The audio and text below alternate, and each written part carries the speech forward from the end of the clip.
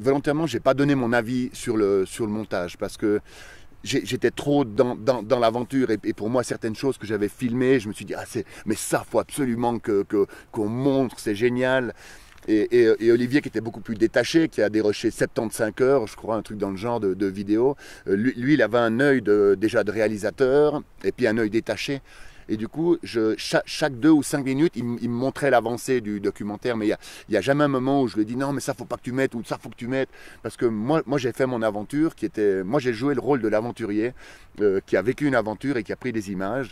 Et Olivier avait clairement le rôle du réa, qui lui montait le film. Et on avait nos jobs qui étaient distincts à ce moment-là.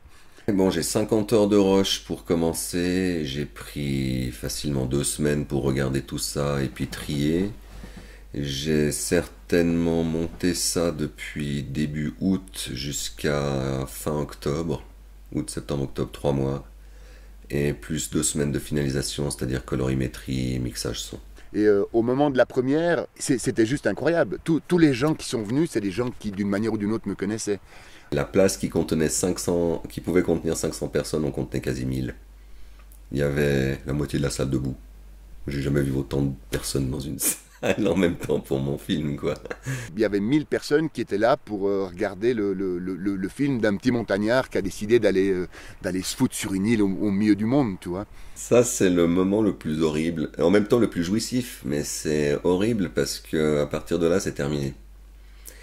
T'as fini ton job, c'est plié, et tu pourras plus jamais le changer. Ils l'ont vu. Et le fait de voir ce documentaire, eh bien, ça leur permettait de se dire, mais si ce petit gars-là des montagnes, il a pu faire un truc comme ça, réaliser ce rêve-là, moi, c'est quoi mon rêve? Qu'est-ce que j'ai envie de faire? Ces 300 jours, si tu veux, ça m'a pas radicalement changé.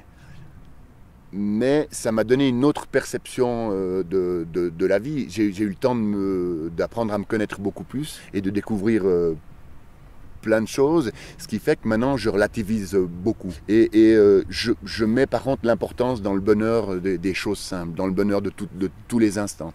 Moi, j'ai pas l'envie d'attendre ma retraite pour commencer à vivre. Je vis maintenant, tous les jours.